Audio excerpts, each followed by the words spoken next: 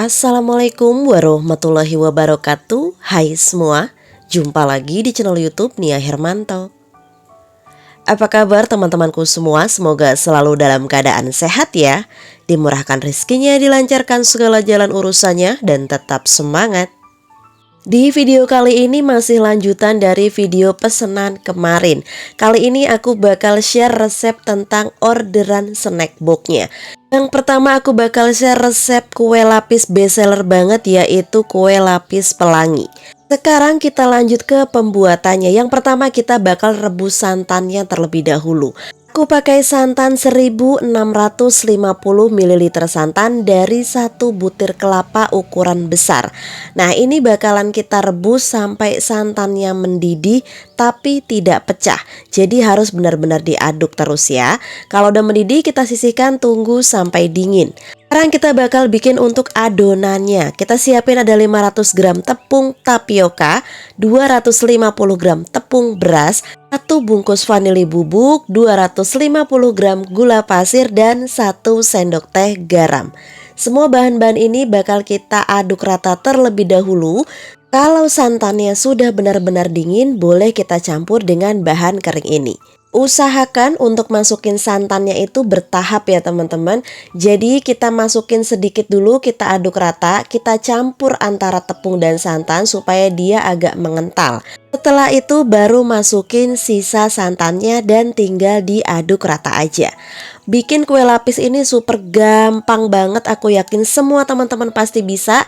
Yang penting kalau bikin kue lapis ini adalah kuncinya sabar, karena dia tuh per lapisnya itu butuh kesabaran banget teman-teman. Nah, ini dia adonannya udah jadi, dan ini mau aku saring dulu karena tadi tuh aku lihat ada semut di gulanya. Dan sekarang untuk adonan ini kita bagi dua sama rata. Totalnya 1320 ml. Kalau teman-teman ada yang penasaran kenapa Mbak dari santan 1650 kok bisa jadi 2640.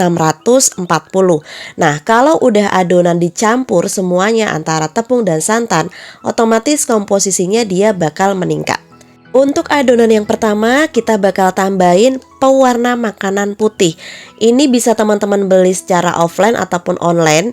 Tinggal beli, bilang aja pewarna makanan putih. Ini aku pakai 1 sendok teh dan aku campur dengan adonannya. Just info, untuk pewarna makanan ini agak susah larutnya. Kalau teman-teman kepengen buru-buru bisa dilarutkan menggunakan air hangat. Nah, caranya seperti ini wajib banget dipakai untuk pembuatan kue lapis supaya nanti warna putihnya dia itu bisa mempertegas ya teman-teman. Tinggal kita aduk rata aja dan sekarang kita sisihkan. Untuk adonan yang satunya sekarang bakalan kita bagi menjadi 6 tempat.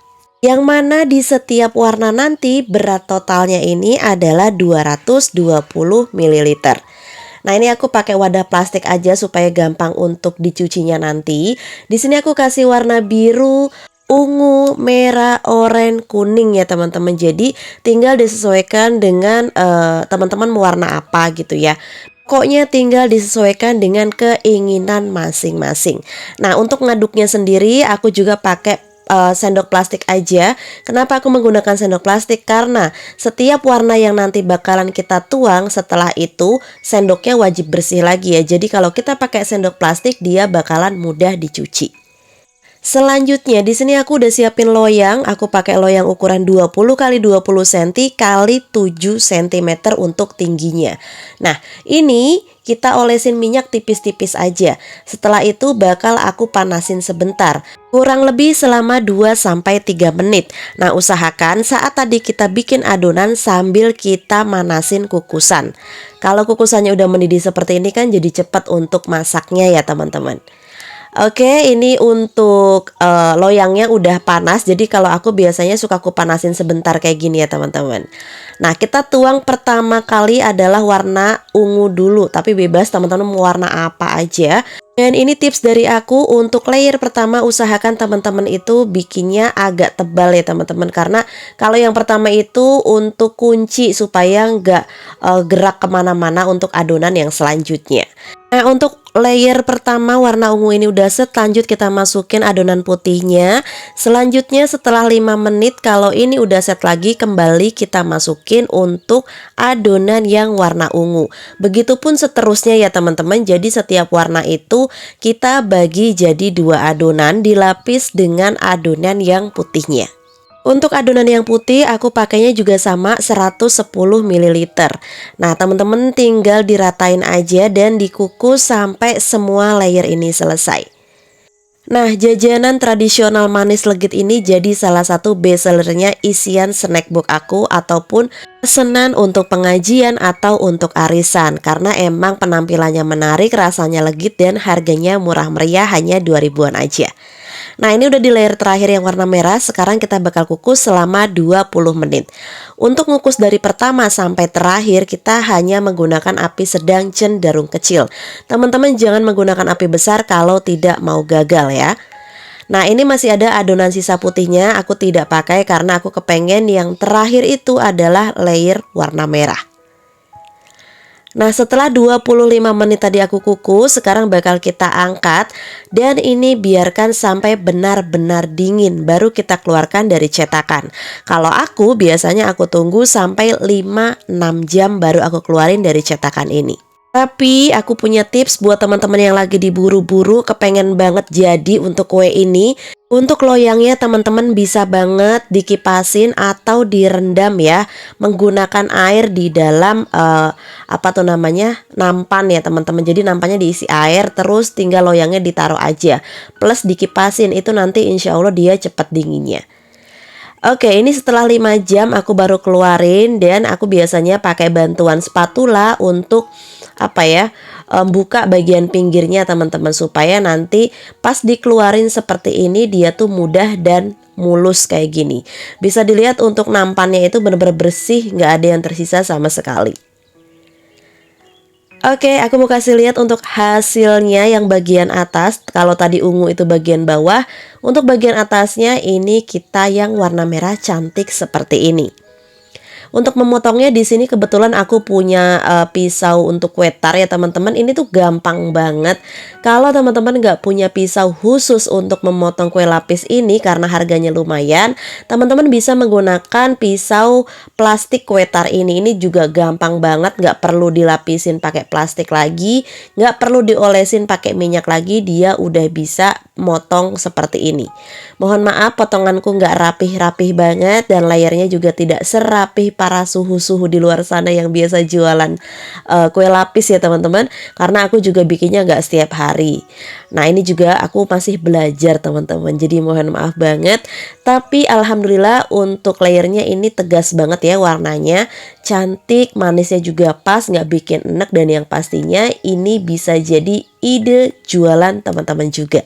Ini tuh bikinnya gampang banget, cuma kita harus bener-bener sabar dan telaten dan harus sering-sering melatih kemampuan skill untuk buat kue lapis rainbow ini. Nah dari satu loyang ini aku potong seperti ini dan dapatnya 53 pieces.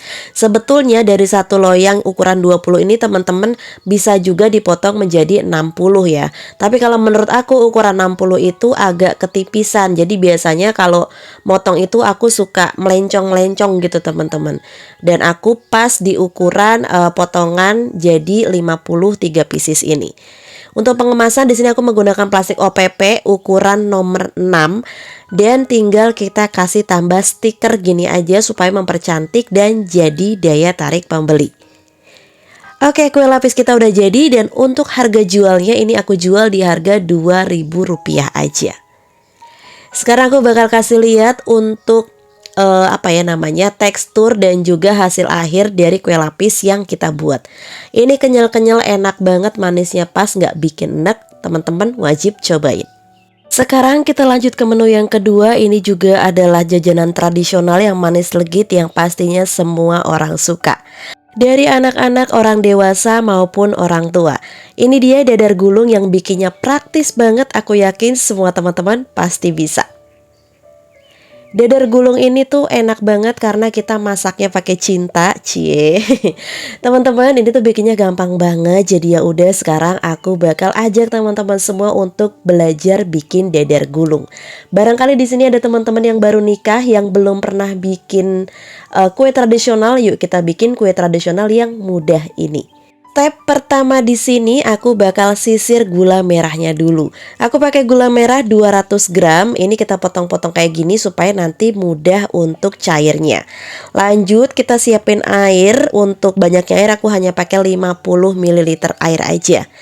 Dimasukin langsung gulanya, dikasih garam dan juga vanili bubuk beserta daun pandan. Nah, untuk semua bahan-bahan ini bakal kita masak dan melarutkan gulanya. Usahakan kita masak sampai dia benar-benar mendidih dan hingga sedikit menyusut. Kalau udah mendidih dan berbusa, baru boleh masukin untuk kelapanya. Nah, ini bertujuan supaya unti kelapanya itu lengket menyatu, legit, nggak mudah ambiar dan nggak basah teman-teman. Kalau udah kayak gini kita masukin unti kelapanya. Aku pakai 350 gram unti kelapa. Dan teman-teman usahakan pilih kelapanya itu yang nggak kemudahan, nggak juga ketuaan, jadi sedang gitu ya. Lalu sekarang kita bakal masak untuk unti kelapanya ini supaya matang merata. Teman-teman menggunakan api kecil aja dan dimasak selama 15 menit. Lanjut sekarang kita bikin adonannya. Ada 500 gram tepung terigu pro sedang dan 5 sendok makan tepung tapioka. Aku kasih juga 1 sendok teh garam, vanili bubuk, dan semua kita aduk rata. Kalau bahan keringnya semua udah tercampur dengan merata, sekarang kita bisa masukin untuk santannya. Nah, di sini aku pakai santan dengan kekentalan sedang aja sebanyak 1100 ml santan. Ini dimasukinya bertahap ya teman-teman, diaduk sedikit demi sedikit terlebih dahulu. Setelah itu baru nanti kita tuang untuk yang sisanya. Oke, di sini aku juga bakal masukin untuk telur ayam. Aku menggunakan hanya 1 butir telur ayam utuh dan usahakan pakai telur yang suhu ruang. Jadi jangan pakai telur yang baru keluar dari kulkas ya teman-teman. Untuk adonannya tinggal diaduk rata aja kayak gini sampai semuanya larut. Dan karena aku mau bikin yang warna hijau, aku pakai pasta pandan dan juga sedikit pewarna makanan hijau. Kalau teman-teman ada warna kuning, bisa dikasih tambah sedikit warna kuning supaya nanti warna dari kulit dadar gulungnya itu bisa cantik teman-teman. Oke, kurang lebih seperti ini hasilnya, dan ini nggak langsung aku bikin adonan ya. Aku bakal istirahatkan dulu selama 30 menit. Setelah 30 menit ini adonannya udah siap untuk kita cetak. Dan untuk teflonnya sendiri aku menggunakan teflon dengan ukuran 20 cm. Nah, just info buat teman-teman, kalau setelah didiamkan 30 menit dan misal kepunya baking powder, teman-teman bisa tambahin 1 sendok teh baking powder supaya tekstur kulitnya itu bersarang saat didadar nanti. Tapi karena aku nggak ada stok dan habis ya, belum beli, jadi aku skip. Kalau teman-teman ada bisa ditambahin ya. Oke, kita dadar kulitnya seperti ini dan dibalik ya teman-teman. Saat kita ngisi unti kelapanya ini tinggal dilipat kayak kita bikin risol aja. Kalau aku biasanya dilipat kiri kanan dulu, baru dari atas langsung ditutup ke bawah dan tinggal digulung seperti ini. Usahakan gulungnya rapih ya teman-teman untuk bagian kiri kanannya supaya dadar gulung kita itu nantinya cantik. Tips pertama teman-teman saat membuat dadar gulung, usahakan teflonnya sebelum dipakai diolesin pakai minyak sedikit-sedikit ataupun boleh pakai margarin. Kedua, usahakan pakai api yang benar-benar kecil tapi merata. Dan yang ketiga, usahakan teflonnya harus benar-benar panas sebelum kita tuang adonan.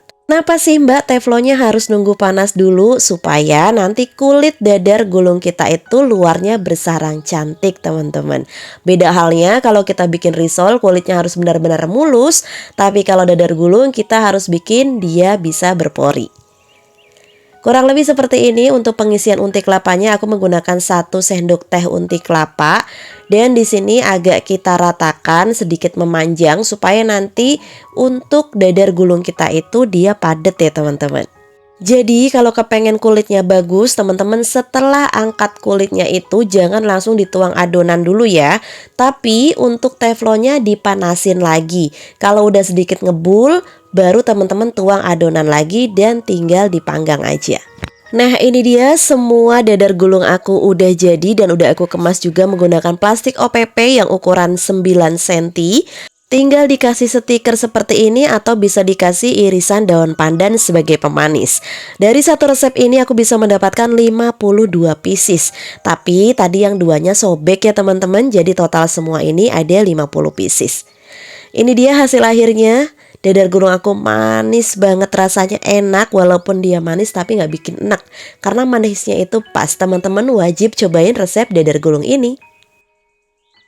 Sekarang kita lanjut ke menu yang ketiga yaitu puding.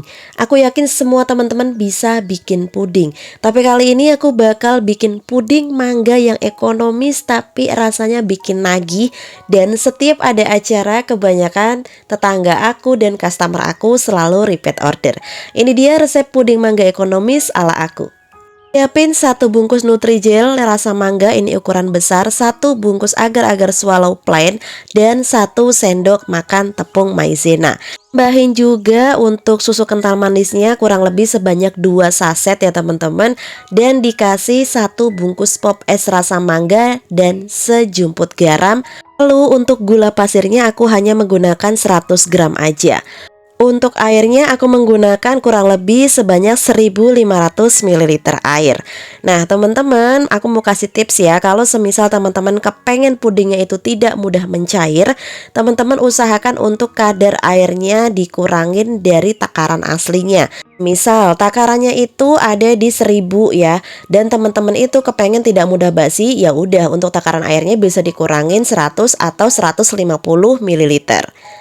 Oke, ini pudingnya kita masak harus sampai benar-benar mendidih, meletup-letup supaya tidak mudah basi dan juga tidak mudah berlendir.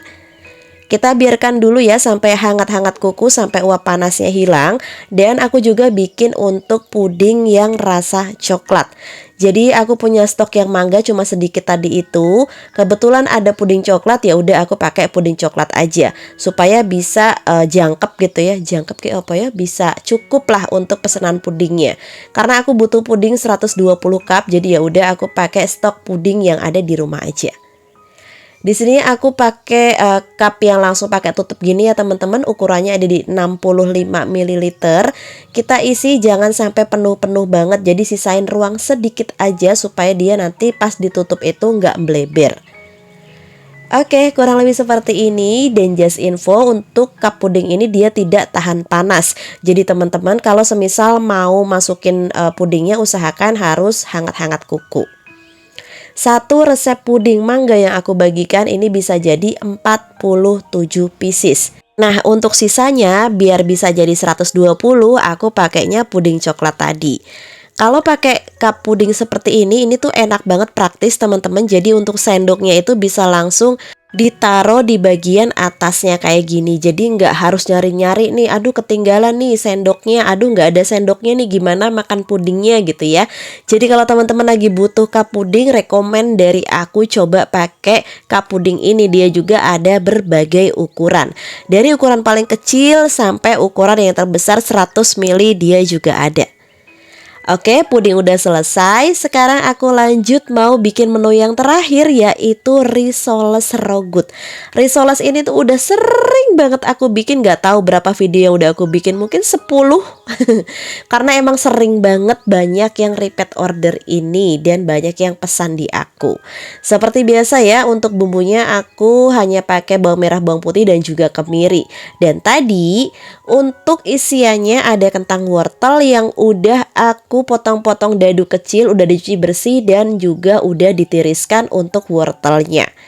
Nah bumbunya ini kita halusin seperti ini aja dan tinggal kita tumis sampai bumbunya itu benar-benar tanek, supaya nanti isian risol kita itu tidak mudah basi. Nah ini karena keasikan dari tadi share resep-resep kue-kue basah, aku sampai lupa nih udah di 19 menit 48 detik. Teman-teman gimana, udah pada absen atau belum sampai di detik sekarang? Kalau belum pada absen, yuk kita absen dulu. Dari mana aja yang udah hadir nonton video aku ini boleh tulis di kolom komentar.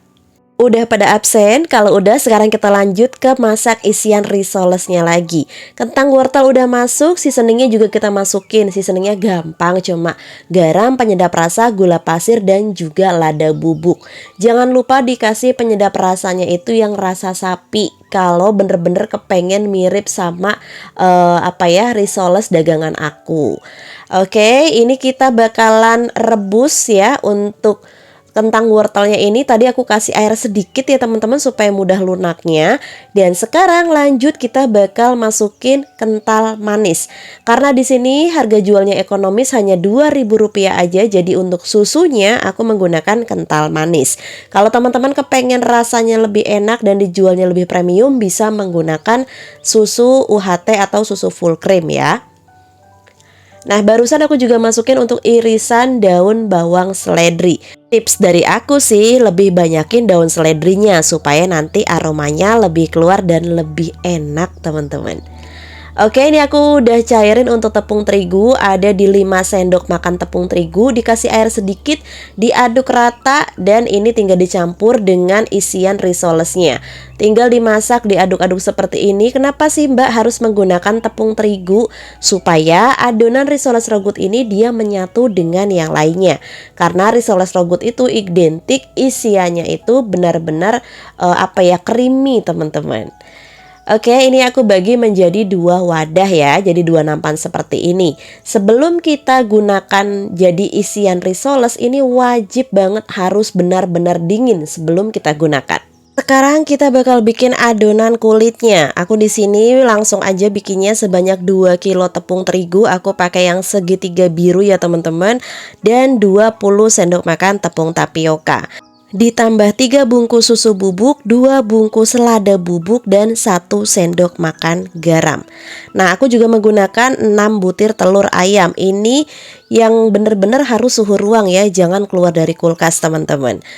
Untuk airnya sendiri di sini aku pakai sebanyak 4.500 sampai 4.600 ml air. Jadi untuk airnya dimasukinya bertahap.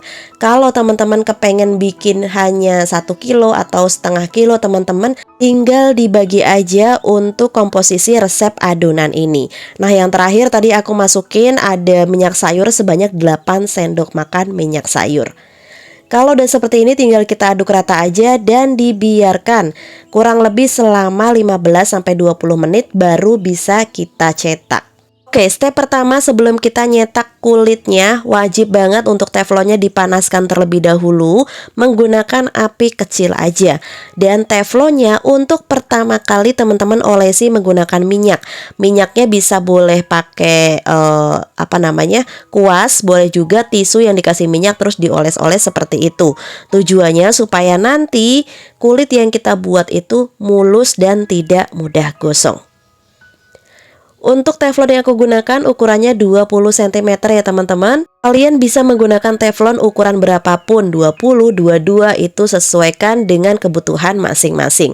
Kalau aku untuk harga jual 2.000, aku menggunakan ukuran teflon yang 20 cm. Cara ngisinya seperti ini ya, aku hanya kasih isian 1 sendok teh aja. Jangan lupa untuk kulitnya itu dibalik ya, seperti ini, baru dikasih isian dan tinggal digulung rapih kayak gini aja. Nah, ini dia udah selesai. Dari 2 kilo tepung aku bisa dapat sebanyak 150 sampai 160 pieces. Tapi karena ini aku bikin sekalian banyak, tadi aku nambah lagi ya teman-teman. Berhubung isiannya masih ada, jadi aku bikin adonan kulit lagi. Total semua ini ada 238 pieces. Yang mana nanti sisa dari pesanannya itu bakal aku jual di perumahan aku. Dan alhamdulillah laris manis dan habis terjual semua. Oke, untuk ngasih tepung panirnya di sini pencelupnya aku hanya menggunakan air yang ditambah tepung terigu dan tinggal dibalur menggunakan tepung panir aja. Tips dari aku, kalau teman-teman kepengen hasilnya mulus, untuk tepung panir ini bisa dicoper sebentar. Tapi karena aku ini diburu waktu, aku bikinnya udah kemalaman. Ini kelarnya aja sampai 1:30 malam. Jadi aku nggak sempet chopper ya teman-teman. Kalau kepengen halus rapi, teman-teman chopper dulu aja. Oke, sekarang ini proses memasak atau goreng risolnya. Tips dari aku saat goreng risol usahakan pakai minyak yang lumayan banyak. Dan jangan terlalu banyak masukin risolnya supaya nanti matangnya itu merata. Untuk proses baliknya, teman-teman juga hanya 1 kali proses balik aja supaya nanti risolnya itu tidak menyerap banyak minyak. Digoreng menggunakan api sedang cenderung besar dan sebentar aja supaya bisa menghasilkan kulit yang kokoh dan gak meleot-meleot teman-teman. Oke, risolnya udah matang semua dan semua kue-kuenya juga udah siap. Sekarang bakal kita kemas aja. Seperti yang di video sebelumnya, untuk pengemasan kali ini aku menggunakan box, yang mana untuk box snack ataupun box nasi itu biasanya aku belinya online ya teman-teman. Untuk ukurannya aku menggunakan ukuran 12x16 dan ini tidak ada laminasi plastik bagian bawahnya. Jadi aku tambah menggunakan doilies paper seperti ini. Kalau teman-teman nggak mau pakai doilies paper juga boleh. Nah, cara natanya seperti ini ya teman-teman. Untuk yang nanya ini harga jualnya berapa, aku jual di harga 10.000. Ini bukan paketan tapi aku udah punya harga sendiri. Jadi kalau ada yang nanya untuk menu-menu ini harganya berapa, aku udah kasih pretlist harga sendiri, setiap menu harganya berapa dan tinggal dipilih oleh customer. Jadi untuk box dan air aku kasih harga 2.000, untuk snacknya masing-masing harganya Rp2.000. Jadi total semua adalah Rp10.000. Jadi kalau semisalnya ada yang nanya untuk harga snack box, aku kasih presless harga per item ya teman-teman. Ada kue manis dan juga kue gurih, tinggal dikasih harga aja dan orang lain tinggal pilih. Customer tinggal pilih menu mana yang bakalan dia pesan. Kurang lebih seperti ini, dan ini udah selesai semua. Terima kasih banyak buat teman-teman yang udah nontonin video aku dari awal sampai akhir. Semoga video aku bermanfaat. Wassalamualaikum warahmatullahi wabarakatuh. See you.